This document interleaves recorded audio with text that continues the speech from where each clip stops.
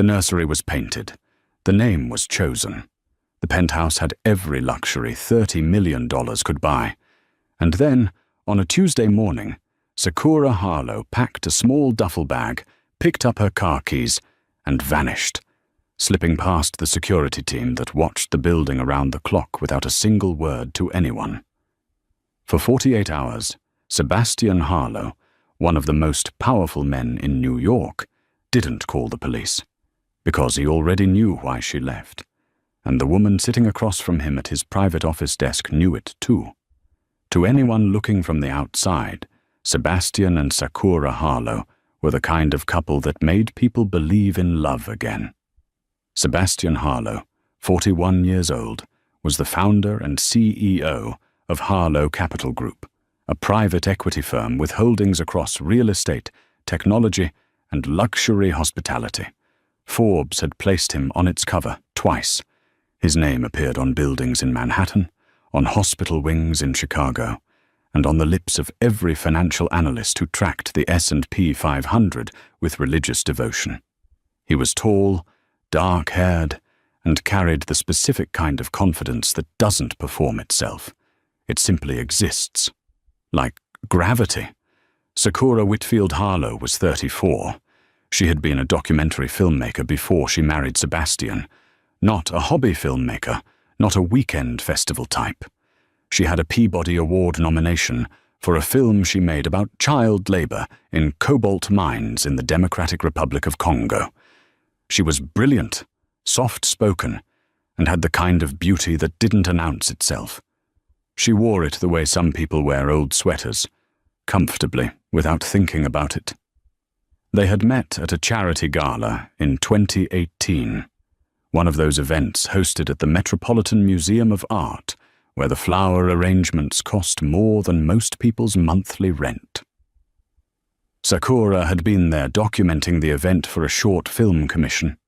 Sebastian had stopped in front of her camera and said, completely unprompted, "You're going to cut me out in editing, aren't you?" She had laughed and said, "Depends on whether you say anything worth keeping." He had spent the rest of the evening making sure she kept every frame. They married in 2020, a small ceremony in Tuscany, just 40 guests, overlooking the Val d'Orcia. Sakura's best friend and former college roommate, Diane Mercer, was her maid of honor. Sebastian's closest confidant and chief of staff, Patrick Drummond, was his best man. By 2023, they were living in a sprawling penthouse on the Upper West Side, and Sakura was 7 months pregnant with their first child, a girl they had already decided to name Audrey. The nursery was pale yellow. There was a mural of a sleeping fox on the wall that Sakura had commissioned from a Brooklyn artist named Tessa Rowe. The crib was white oak. A small bookshelf was already lined with picture books. Goodnight Moon, The Velveteen Rabbit, Where the Wild Things Are. From the outside, it was a life that looked finished, complete, like someone had decorated it and stepped back and said, "Yes, this is exactly right." But Sakura had stopped sleeping properly at around the 5-month mark of her pregnancy, and it wasn't the physical discomfort. She would lie awake beside Sebastian and stare at the ceiling and feel something she couldn't name, something that pressed against her chest from the inside, like a word she couldn't quite pronounce. She started noticing things, small things, the way Sebastian's phone went face down on the kitchen counter the moment he walked in from work, the way he showered immediately upon coming home, not unusual for a man who moved through packed Manhattan offices all day, but the timing had changed. Before, he used to sit with her first, for a glass of wine, ask about her day. Now he disappeared into the bathroom within minutes of arriving, as though washing something off before she could smell it. She noticed that he had started closing the door to his home office during calls, when before he had always left it open. She noticed that he mentioned a woman named Natalie Voss twice in 3 weeks, once as someone from the Meridian Deal team, and once as just a colleague who was at the dinner. Two separate mentions, two separate contexts, delivered with the studied casualness of someone who had rehearsed the casual. Sakura didn't say anything. She wasn't a confrontational person by nature. She was an observer. That was literally her profession. She watched, she waited, she looked for patterns, and the pattern she was finding was written itself in neon letters across every wall of her marriage. She called Diane one evening in late October, while Sebastian was at a working dinner. Diane Mercer was a family law attorney based in Boston, which was not a coincidence in terms of who Sakura chose to call. "Dee," she said, sitting on the floor of the nursery with her back against the crib, her hand resting on her stomach where Audrey was pressing a small foot against her ribs. "I think he's having an affair." There was a break on the other end. "Tell me everything," Diane said. And Sakura did. Natalie Voss was 30 years old, Harvard-educated, and the kind of woman who moved through rooms the way a spotlight does. People turned. She was a senior associate at Keller Bright Advisory, a boutique financial consulting firm that had recently been brought in to work on a major restructuring deal that Harlow Capital was spearheading. That was how she and Sebastian had met, professionally, legitimately, in a glass-walled conference room in Midtown, with 12 other people present. But somewhere between the conference room and the 4 months that followed, the relationship had become something else entirely. Natalie was not a naive woman. She knew Sebastian was married. She had seen the photographs. Everyone had. The Harlows were, in the way of very wealthy New Yorkers who tried not to appear in too many magazines, inescapably visible. There had been a profile in Town and Country in 2022 that featured a photograph of Sakura and Sebastian at their Connecticut weekend home. Sakura in a linen dress, laughing at something off camera, her hand resting in Sebastian's, completely unposed. It was the kind of photograph that made you feel like a voyeur for looking at it. Natalie had looked at it.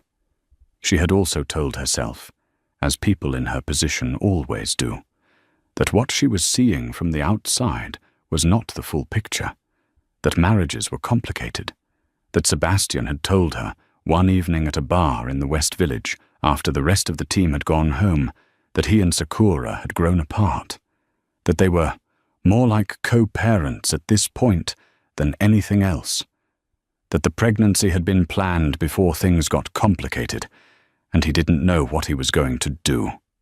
She had believed him, or she had chosen to believe him, which is a different thing entirely. What Natalie did not know, could not know, because Sebastian had never told her, was that Sakura was not a passive participant in her own marriage. Sakura was watching. Sakura was collecting information with the patience and precision of someone who had spent a decade making documentary films about complicated truths. By the time November arrived, Sakura had enough. She had hired a private investigator, a man named Glenn Tasker, who operated out of a nondescript office in the Flatiron district and came recommended by Diane, who had used him in 3 divorce cases. Glenn Tasker was thorough and discreet. Within 2 weeks, he had confirmed what Sakura already suspected, delivered in the form of a manila envelope that she opened sitting at the kitchen table on a Wednesday afternoon with a cup of chamomile tea and her hands perfectly steady. Photographs, timestamps, a receipt from the Lowell Hotel on East 63rd Street, dates that aligned with working dinners, late meetings, unexplained absences. Sakura sat with the envelope for a long time. Then she stood up, walked to the nursery, stood in the doorway for a while, looking at the sleeping fox on the wall, and made a decision. She called Diane. "I'm leaving," she said. "But not the way he thinks." It was a Tuesday in the 2nd week of November. 6:47 in the morning. Sebastian had left for the office early. earlier than usual, which Sakura had noted without comment. She had been awake since 4, which was normal now. She had lain in the dark and listened to him breathe and thought about the woman in the photographs from the Lowell Hotel, and felt something move through her that was not quite grievance and not quite rage, but some precise combination of the two that had no single word in English. After he left, she got up. She made herself breakfast, scrambled eggs, toast, orange juice, and she ate all of it slowly, looking out at the city through the floor-to-ceiling windows, while the morning light came in pale and cold off the Hudson. Then she packed a bag. Not a suitcase. A duffel bag, medium-sized, dark green. She packed practically. Clothes for a week, her toiletries, her prenatal vitamins, her laptop, her external hard drive with her film archive, her passport, and the manila envelope from Glenn Tasker, which she tucked into the interior zip pocket. She called her OBGYN, Dr. Pamela Loft, and left a voicemail saying she needed to reschedule her Thursday appointment and would be in touch with new availability. She wrote a note. It was 4 sentences long. She left it on Sebastian's pillow. Then she walked out of the penthouse, took the elevator to the parking garage, got in her car, her own car, a dark blue Volvo she had owned since before the marriage, and drove away. She didn't tell Sebastian where she was going. She did not tell her mother, Margaret Harlow, who called her every Sunday and called her sweetheart. She did not tell Patrick Drummond, who had always been kind to her, or any of the household staff who adored her. She told one person. She told Diane. And Diane was already waiting for her. Sebastian came home at 7:30 that evening. He noticed the quiet first. The apartment had a particular quality of silence when Sakura wasn't in it, something he had experienced before during the rare occasions she traveled for work. But this was different. He couldn't explain how, exactly. The quiet felt intentional. He walked through the apartment calling her name. Kitchen, empty. Living room, empty. Her studio, a small room off the hallway where she kept her editing equipment, dark and unused. He went to the bedroom. He saw the note on his pillow and picked it up. It read, "I know about Natalie. I know about the Lowell. I know everything. I am leaving to protect myself and our daughter from the humiliation of staying. Don't call me. Don't have your people look for me. I will be safe, and I will be in contact with my attorney. If you love Audrey at all, you will let me go quietly." Clear. Sebastian read it twice. Then he sat down on the edge of the bed. Slowly, the way people sat when their legs stopped working. And he held the note in both hands and did not move for a very long time. He didn't call the police, as the note had predicted he wouldn't. Not because he was guilty, though he was, but because he was also terrified. Terrified of what calling the police would mean. Terrified of the story it would start, the story he would have to tell publicly, the version in which he was the villain. And he was rational enough to know that he was, in fact, the villain. He called Patrick Drummond instead. Patrick arrived within 20 minutes. He was 53, silver-haired, and had been with Sebastian since the beginning of Harlow Capital. He was the kind of man who solved problems before they became catastrophes, which was the primary reason Sebastian employed him. Patrick read the note, set it down on the nightstand with care, and said nothing for a moment. Then he said, "How long?" Sebastian looked at the floor. 4 months. Does she have resources? Somewhere to go? She has Diane. She has her own accounts. I never consolidated our finances. She always had access to her own money. Then she's safe, Patrick said. She left her own choosing. She's safe, and she's angry, and she's protecting herself. She's 7 months pregnant, Patrick. I know. She's 7 months pregnant, and she's alone somewhere because Sebastian stopped. Patrick waited. "Call Glenn Tusker," Sebastian said finally. Patrick looked at him. "She said not to have people look for her." "I'm not going to drag her back. I just need to know she's safe. I just need to know she's not alone. That she's somewhere with Diane. Somewhere warm. That she's—" His voice broke.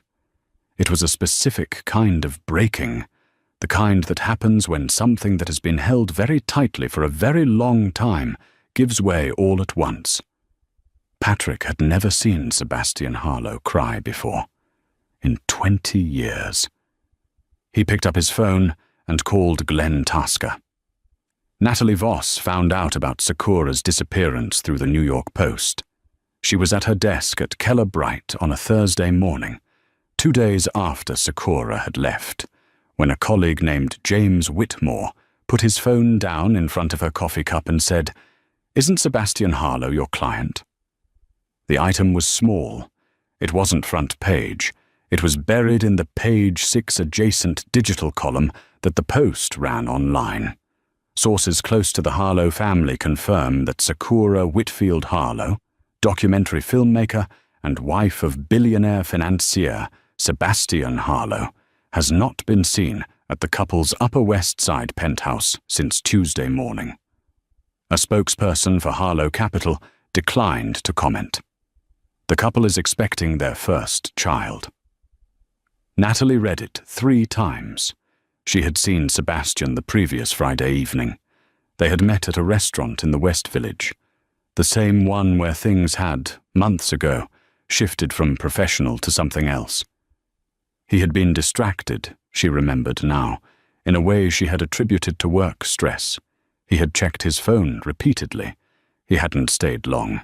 He had kissed her in the street outside and said he had an early morning, and she had watched him get into a waiting car and driven home herself. She had not known, sitting across from him over shared appetizers on that Friday, that his wife already had a manila envelope in the kitchen drawer. That Sakura had known for weeks, that the woman he had described as having grown apart from him was at that very moment painting the trim around a nursery mural and waiting, with extraordinary patience, for the right moment to walk out. Natalie called Sebastian's cell phone. It went to voicemail. She called again. Voicemail. She texted, "I saw the Post item. Please tell me she's okay." He did not respond until that evening. One message. "She's safe. I can't talk right now." She stared at the message for a long time. She had understood, in an abstract way, that she was in a situation with consequences. But she had allowed the abstraction to keep the consequences at a comfortable distance.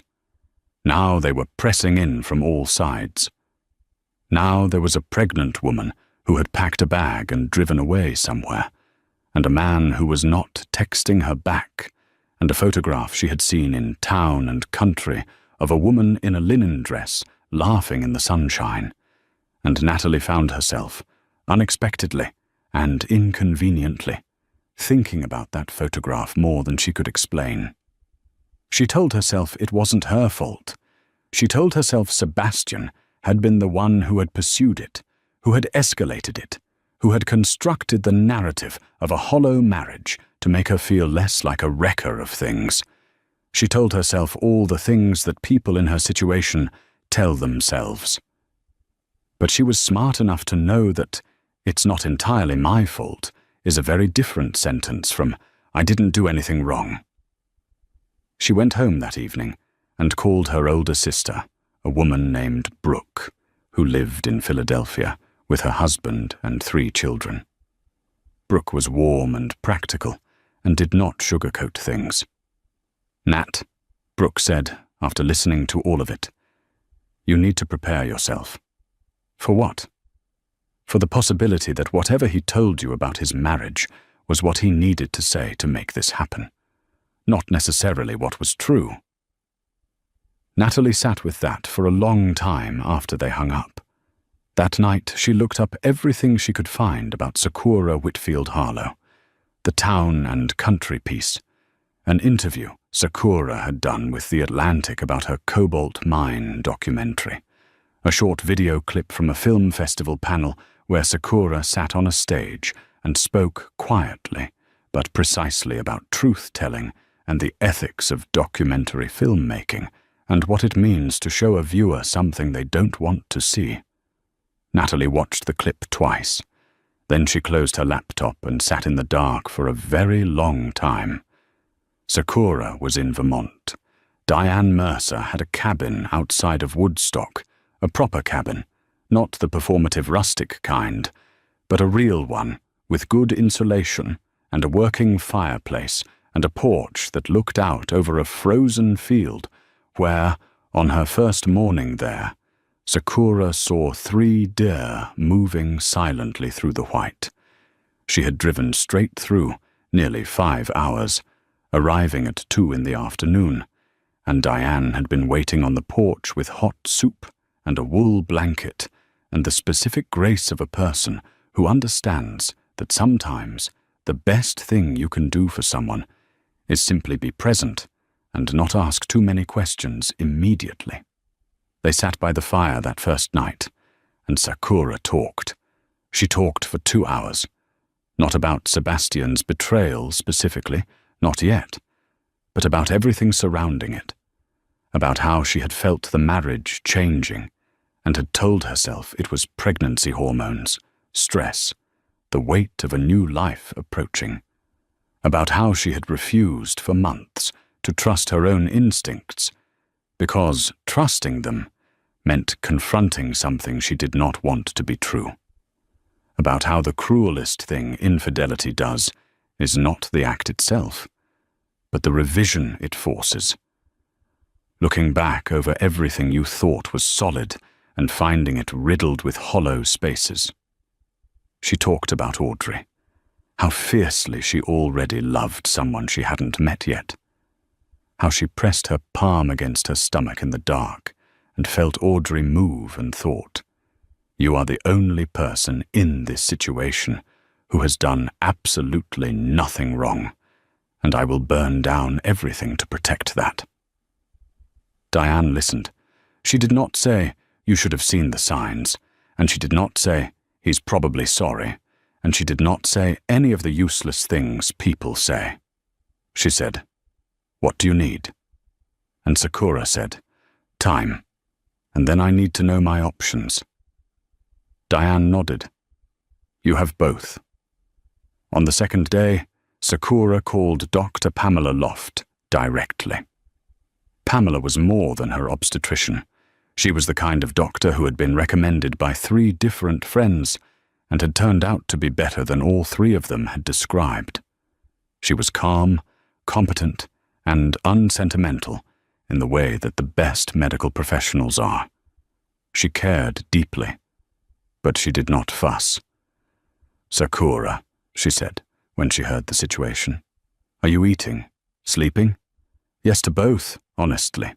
Diane force-fed me a full dinner last night." "Are you experiencing any symptoms I should know about? Swelling? Contractions? Spotting?" "Nothing. Audrey is moving normally. I'm okay physically. I want you in front of a doctor in Woodstock within 48 hours. I'll send your records to Dr. Helen Carver at the Woodstock Medical Associates. She's excellent. She's expecting your call." "Thank you." "Clear." Pause. You did the right thing. Taking care of yourself is taking care of her. Sakura pressed the phone against her chest after she hung up and breathed for a moment. Then she picked up her laptop and opened the file she'd been working on before everything fell apart. A new documentary, early stages, about women who had rebuilt their lives after catastrophic loss.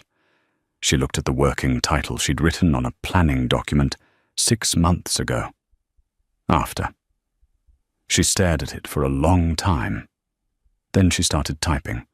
By Friday, 4 days after Sakura left, Sebastian Harlow had not slept more than 3 hours across the entire week, Patrick Drummond had confirmed through Glenn Tasker that Sakura was in Vermont, that she was staying with Diane Mercer, that she was safe and physically well, and had seen a local physician.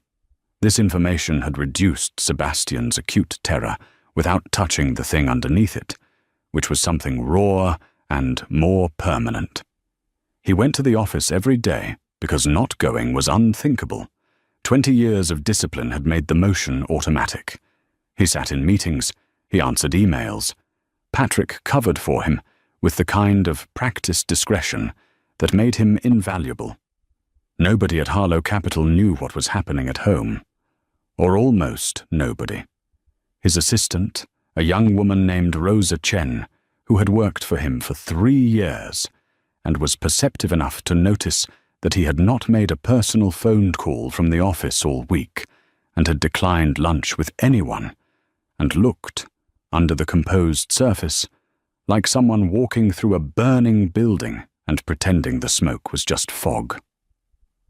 On Friday evening, after the office cleared out, Sebastian sat alone at the long conference table on the 42nd floor and looked out at the city lights and thought about the note. "If you love Audrey at all, you will let me go quietly." He had read it dozens of times now. He had it memorized. And the thing that kept breaking him open, the line he couldn't get past, was not the accusation or the terms or even the finality of it. It was the conditional. "If you love Audrey at all," as though she had calculated that her love for their unborn daughter was the only card she could trust to play, as though she had stopped believing in the version of him that loved her. He thought about when he had first seen Sakura through her camera lens at that Met Gala. This fierce, quiet woman who looked at everything with such clear attention, and how he had spent the whole evening working to be someone worth her attention. And he thought about how, at some point in the years between that evening and now, he had stopped working at it. He had let himself drift toward something easier and more immediate and less complicated. He had made the oldest, most unforgivable mistake available to a person. He had confused comfort for love and novelty for vitality, and he had done it while the woman who had made him want to be better was growing their daughter. He was still sitting at the conference table at 9 o'clock when his mother called. Margaret Harlow was 71 years old and had raised Sebastian alone after his father left when Sebastian was 8. She was a woman who did not deal in euphemism or gentle cushioning. She called Patrick, feeling the situation had escalated past professional management, had quietly made one call. "Sebastian Richard Harlow," his mother said. He closed his eyes. "Mum, Patrick called me. Tell me what happened." He told her. All of it. He did not edit for his own benefit, or soften the narrative, or present himself as anything other than what he was. His mother listened in complete silence, the specific silence of a woman who had not been surprised by human failure, but was entitled to her feelings about it anyway. When he finished, she said, "Are you going to fix this?" "I don't know if it can be fixed. That's not what I asked." "Mum, I asked if you were going to try." A long silence. "She told me not to contact her," he said. "She told you not to have people look for her and not to drag her back. She didn't say you could never speak again. She said to speak through attorneys." "Fine, do that. But beyond the legal machinery, Sebastian, are you going to be the man she married or the man she left?" He didn't answer. "I'm coming to New York on Sunday," Margaret said, "and I expect you to be home when I arrive. Not at the office. Home." A pause. "And Sebastian, that girl from the other situation, end it. Tonight. Whatever it costs you professionally with the Meridian deal. End it." He called Natalie Voss at 9:45 that evening. Natalie had been expecting the call. She had been expecting it in the way you expected, a reckoning that you've known was coming. with a kind of resigned dread that sits in the stomach like cold water. She answered on the second ring. Sebastian's voice was different than she'd ever heard it. The careful control was gone. He sounded like someone who had been awake for 4 days, which he had, and underneath the exhaustion there was something else, something broken. "Natalie," he said, "I need to end this. I need to tell you the truth about some things first, before I say anything else." "Okay," she said. "I told you Sakura and I had grown apart, that the pregnancy was from before things went wrong, that we were more like co-parents than—" He stopped. None of that was true, or it was true enough in the specific moments I said it to make it feel true.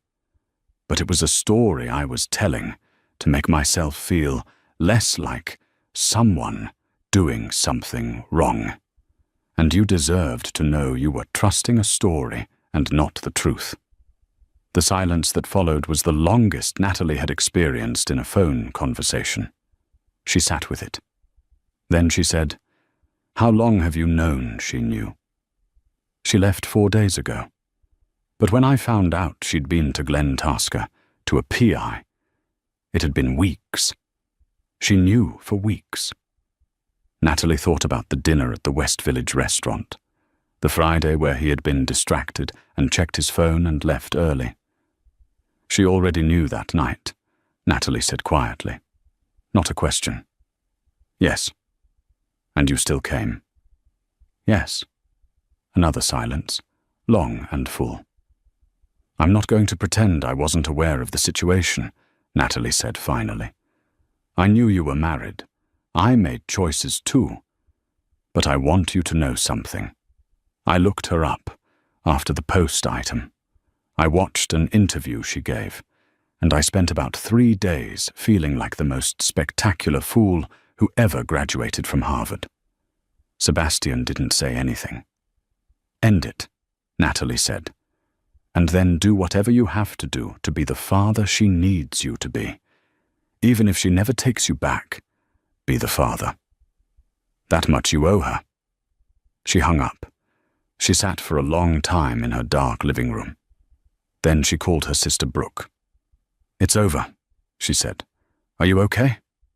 "No," Natalie said, "but I think I will be. I think I made this too easy on myself for too long." Brooke was quiet. Then she said, "Come to Philadelphia this weekend." "Yeah," Natalie said. "Okay." She booked a train ticket that night. Margaret Harlow arrived at the Upper West Side penthouse at 11 o'clock on Sunday morning. She walked through the apartment with the systematic attention of a woman who is assessing damage and estimating what can be salvaged, which is more or less exactly what she was doing. She noticed the nursery last. She stood in the doorway a long time, looking at the pale yellow walls and the sleeping fox, and the crib full of carefully folded blankets that nobody had touched in a week. Sebastian was sitting at the kitchen table. He looked like a man who had aged 5 years in 5 days. Margaret sat across from him and poured herself coffee and looked at her son for a long time. "Your father did this to me," she said. Sebastian looked up. Not the same woman twice, but the same category of betrayal, the same assumption that what you had at home would wait patiently while you went and looked for something easier, somewhere else. She held her coffee cup in both hands. "I left him because he didn't think I was serious. He thought I was posturing. He thought I'd come home eventually because the alternative was too hard." She looked at Sebastian continuously. "I didn't come home." "I know," Sebastian said. "Sakura is more serious than you have been taking her. I saw that about her from the first year of your marriage. She has her own gravity. She is not the kind of woman who makes threats she doesn't intend to follow through on. I know that too." "Then what are you going to do?" "Her attorney, Diane Mercer, sent a letter yesterday, through my attorneys, setting out initial separation terms, access to accounts, the apartment, health insurance through delivery. She wants to handle everything formally. She's not coming back to negotiate in person. Margaret nodded slowly. And what are your attorneys saying? That I have strong grounds to contest certain... He stopped when he saw his mother's face. I'm not going to do that. I'm not going to fight her on the terms. Whatever she's asking for is less than she's owed. Good. Margaret sets down her coffee. And the other thing? The practical thing, the one that doesn't have anything to do with attorneys. Sebastian shook his head, not understanding. She is 34 weeks pregnant, Sebastian. She is alone in a cabin in Vermont. I assume Diane is there, but Diane has a practice in Boston. She can't leave indefinitely. Sakura is going to need to see a doctor regularly. She is going to need someone in that delivery room who loves her. She is going to need, eventually, to come back to New York or go somewhere permanent, because she cannot have that baby in a borrowed cabin. Margaret fixed him with the look she had been deploying to devastating effect since he was 8 years old. She doesn't want you there. I understand that. But she might accept me. Sebastian looked at his mother for a long time. You'd go to Vermont, he said. I'd go to Vermont, Margaret said. She called Sakura that afternoon. She did not call to negotiate or to represent Sebastian or to soften anything. She called because she was a woman who had once been in a remarkably similar position, albeit without a Peabody nomination and the resources to survive independently. And she thought that mattered. Sakura answered on the fourth ring. Margaret, she said. Her voice was cautious but not unkind. I'm not calling for him, Margaret said immediately. I want to be clear about that. I'm calling for you, and for Audrey. And because I have some experience with this particular kind of hurt, and I know what it is to be very pregnant and very alone and very angry, and to need someone who is not asking anything of you in return. A long pause. He told you everything, Sakura said. He told me. Yes. Another pause. How is he? Sakura asked. And then immediately, before Margaret could answer. Don't answer that. I don't want to know right now. All right, Margaret said. You could come to Vermont, Sakura said, finally, quietly, if you wanted to. Diane has to go back to Boston on Wednesday. I could. It would be good to have someone here who knows what they're doing, in case Audrey decides to come early. Margaret's voice, when she answered, was very carefully steady. I'll be there Thursday morning. Okay, Sakura said. Thank you, Margaret. Thank you, sweetheart. 3 weeks after Sakura disappeared, a piece ran in a finance-adjacent newsletter called The Meridian Brief, well-sourced, meticulously reported, that detailed the fact that Natalie Voss had quietly resigned from Keller Bright Advisory and recused herself from the Harlow Capital restructuring project. The newsletter didn't speculate about why. It didn't need to. The circles that read the Meridian Brief were small and well-informed enough to connect the available dots. The larger financial press picked it up within 48 hours. By then, the broad outline of the story was moving through the city's social and professional layers with the specific velocity of a story that is simultaneously salacious and sad. Natalie had left Keller Bright, not because she was forced out, but because she chose to. She walked into her managing director's office, a man named Gordon Clark, who had hired her 4 years ago and had, in his own estimation, good reason to be proud of her, and told him the situation, told him cleanly, without excessive detail, what had happened and what the potential exposure was for the firm. Gordon Clark sat back in his chair and looked at her for a long time. He was 57 and had seen most categories of professional crisis over his career.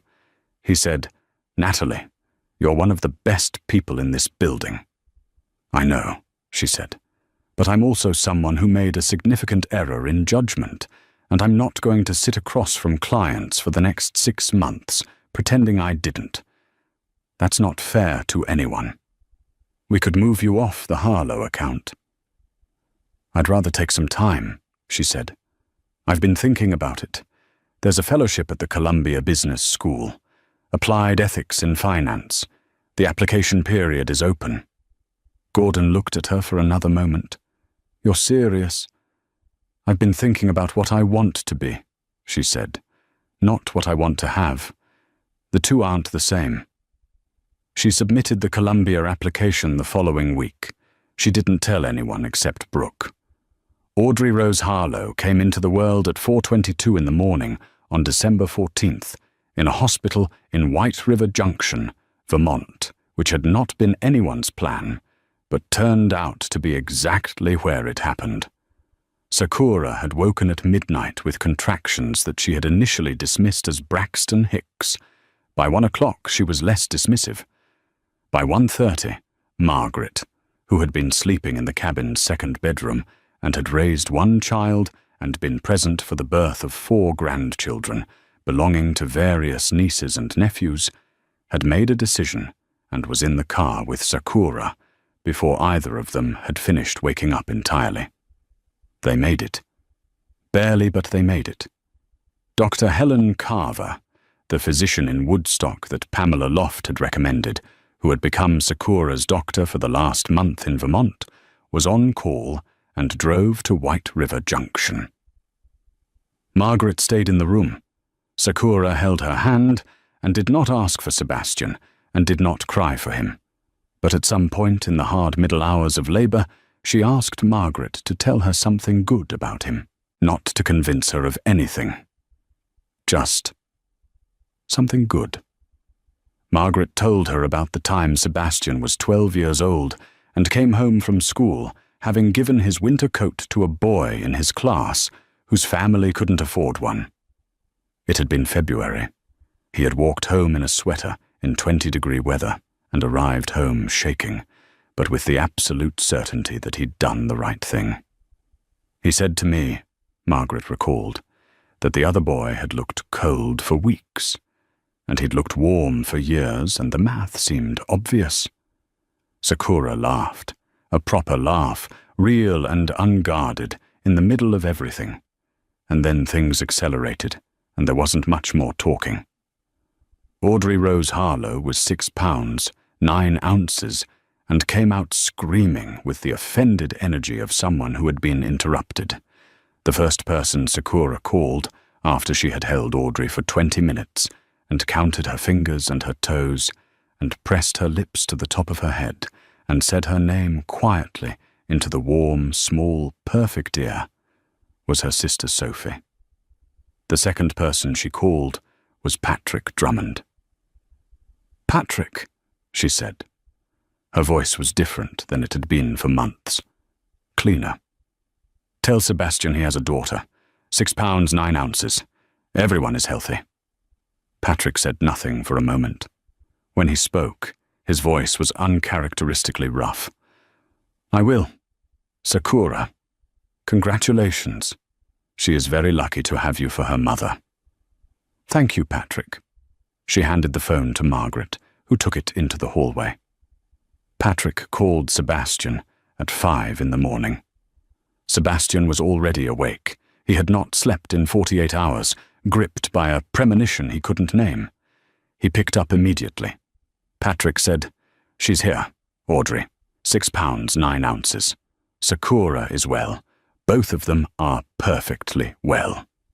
Sebastian Harlow, the man who had sat in the Forbes cover meeting and answered every question without blinking, who had stood in boardrooms and closed deals worth more than most countries' annual budgets, without his voice shifting a single register, pressed the phone against his forehead and wept with a completeness that left him emptied out and new, the way some grievances do. He booked a flight to Vermont. Then he cancelled it because Sakura had not asked him to come. He sat with that for a long time. He called his attorney and told him to meet whatever terms Sakura's side put forward. No contest, no negotiations, whatever she needed. Then he put on a coat and walked out into the December city and walked for 2 hours in the cold dark and thought about a 12-year-old boy who had given his coat away in February because the math seemed obvious. By February, Sakura was back in New York. She had found an apartment on the Upper East Side, a proper one, 4 bedrooms, good light, a building with a doorman that she had chosen herself and signed the lease on with her own money, though Sebastian had also set up a support account that her attorneys had negotiated and that she had accepted for Audrey's benefit without ceremony. She and Sebastian had a meeting, the first time they had been in the same room since she'd driven away from the parking garage 3 months earlier. It was in Patrick's office, with attorneys on both sides, and it was formally and professionally structured. Sebastian looked at her across the conference table, and she looked back at him, and there was a reckoning in that exchange that didn't require words. He said, at the end of the meeting, when the attorneys were gathering their papers, "Can I see her?" Sakura looked at him for a moment. Audrey was in the car with Diane, who had come down from Boston for the occasion. Diane wasn't the kind of friend who missed important days. "Thursday," Sakura said. 2 in the afternoon. You can come to the apartment." He nodded. "Sebastian," she said. He looked up. "If you show up the way you showed up at the end of our marriage, inconsistent, distracted, telling yourself comfortable stories, I will protect her from that. I will do it without apology. Do you understand me?" "Yes," he said. "But if you show up the way you showed up at the beginning, the way you were when I thought I was going to spend my life with you." She paused.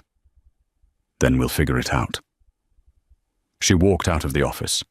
In the elevator, she looked at her reflection in the brushed steel doors. She had Audrey on a sling against her chest. She had asked Diane to bring her in from the car after the meeting, before leaving. And Audrey was asleep with her face tilted sideways in that absolute, boneless way of very young babies. Sakura put her hand on the warm curve of Audrey's back. She felt the steady, miraculous rise and fall of her breathing. Outside, February in New York was cold and bright and relentless in the way New York always is, indifferent to individual stories, crowded with strangers living their own complicated lives. Sakura walked out into it with her daughter and her duffel bag, long since unpacked in a new apartment, and her documentary, After, now with 40 pages of development notes and a commission inquiry from a streaming platform she respected, and she walked into the cold air, and she did not look back at the building. Natalie Voss received the Columbia Fellowship. She started in the spring semester. She told her ethics professor on the first day, when asked what had motivated her application, that she had spent 4 months becoming someone she didn't recognize and needed to understand how that was possible, so it could never happen again. The professor wrote something in the margin of his notepad. He later told a colleague that she was going to be one of the most honest students he'd ever taught.